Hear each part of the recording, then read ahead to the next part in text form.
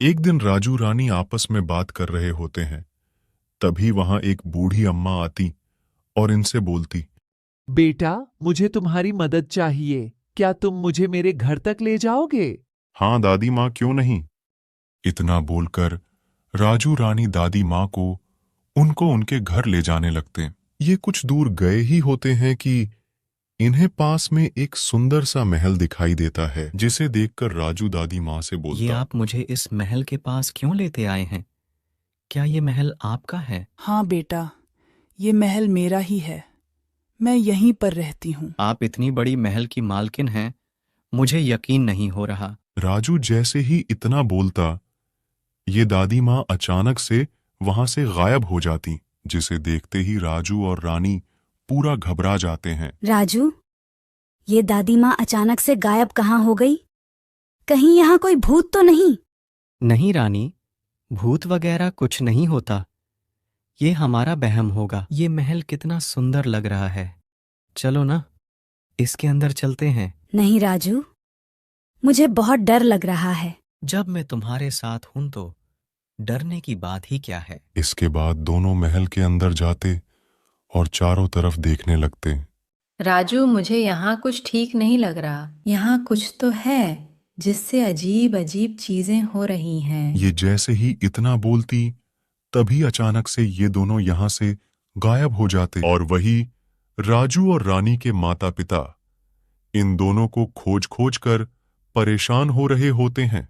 पता नहीं हमारे बच्चे कहाँ चले गए हैं, सुबह से ही गायब है। भगवान करे वो दोनों कहीं कोई मुसीबत में ना आ जाए। तभी राजू रानी गायब होकर एक खतरनाक बाग के पास आ जाते हैं, जो महल के अंदर ही एक गुफा में होता। ये जैसे ही सामने बाघ को देखते, ये देख के पूरा घबरा जाते। तभी बाघ इनसे बोलता, मुझसे डरो नहीं बच्चों, मैं तुम्हें कुछ नहीं करूंगा। क्या तुम बोल भी सकते हो? हाँ रानी, मैं बोल भी सकता हूँ। दरअसल मैं इस महल का राजा था, जो एक शराब के कारण बाघ बन गया हूँ। मैं तुम दोनों का ही इंतजार कर रहा था। सिर्फ तुम लोग ही हो जो मुझे इस शराब से मुक्त कर सकते हो। एक तो तुमने हमें गायब करके यहाँ लाया और बोल रहे हो कि हम तुम्हें शराब से मुक्त करें। राजू, मैंने तुम्हें गायब नहीं किया, ये उस शराब का असर है। महल के पास जो भी आएगा वो गायब हो जाएगा हमेशा के लिए। लेकिन हम हमेशा के लिए गायब होने के जगह पर आपके पास कैसे आ गए? क्योंकि शराब के 500 साल पूरे हो चुके हैं। जब मुझे और इस महल को शराब मिला था, तब उस साधु ने बोला था, जैसे ही तुम्हारे शराब के 500 साल पूरे होंगे, यहाँ पर 2 बच्चे आएंगे और वही तुम्हें यहाँ से मुक्त करेंगे। इसलिए मैंने महल में कोई सैनिक और दासी को नहीं देखा। लगता है शराब की वजह से सब गायब हो गए होंगे। हाँ रानी, कोई नहीं बचा है। अब तुम दोनों ही हम सबको और इस महल को बचा सकती हो। हम इसके लिए तैयार हैं महाराज। आप बताइए, हमें शराब से मुक्त करने के लिए क्या करना होगा? तुम दोनों को जंगल की पुरानी गुफा में जाना होगा। वहां पर तुम्हें एक चमकीली वस्तु दिखाई देगी, जिसे उठा के तुम्हें यहां लाना होगा। जैसे ही चमकीली वस्तु की रोशनी मेरे शरीर में आएगी, मेरे साथ साथ सभी शराब से मुक्त हो जाएंगे। इतना सुनकर राजू और रानी दोनों जंगल की ओर काली गुफा के पास जाने लगते। ये जैसे ही गुफा के अंदर जाते, दोनों वहां देखते कोई वस्तु बहुत तेज चमक रही होती है। राजू, कहीं ये वही चमकीली वस्तु तो नहीं जिससे महाराज शराब से मुक्त होंगे? हाँ रानी, ये वही चमकीली वस्तु है जिसके लिए हम यहाँ आए हैं।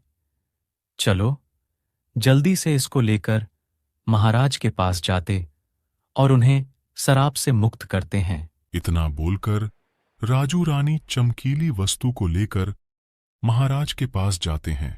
हाँ, ये वही चमकीली वस्तु है राजू, जो हम सबको इस शराब से मुक्त करेगा। इसकी रोशनी तो आपके शरीर में आ रही है महाराज, लेकिन फिर भी कोई असर क्यों नहीं? हे चमकीली वस्तु, मुझसे जो भी गलती हुई थी मैं उसके लिए माफी मांगता हूं। कृपया करके आप मुझे इस शराब से मुक्त कर दें। राजा के इतना बोलते ही सभी शराब से मुक्त हो जाते, जिससे खुश होकर राजा राजू और रानी से बोलता, आज तुम दोनों के वजह से मैं 500 साल पुराने शराब से मुक्त हो सका। मैं तुम दोनों के लिए एक छोटा सा तोहफा लाना चाहता हूं। इतना बोलकर राजा राजू रानी के सामने सोने के सिक्कों से भरा बक्सा लाकर रख देता और बोलता, राजू और रानी, ये तुम दोनों की बहादुरी और ईमानदारी का इनाम है। लेकिन महाराज, इसमें ये पौधा क्या है? ये पौधा एक जादुई औषधि है। तुम लोग जब भी कोई बीमार हो जाओ, इसके एक पत्ते को खा लेना। ये कोई भी बीमारी को ठीक कर देगा। उसके बाद ये लोग खुश होकर राजा को धन्यवाद देते हुए घर जाने लगते।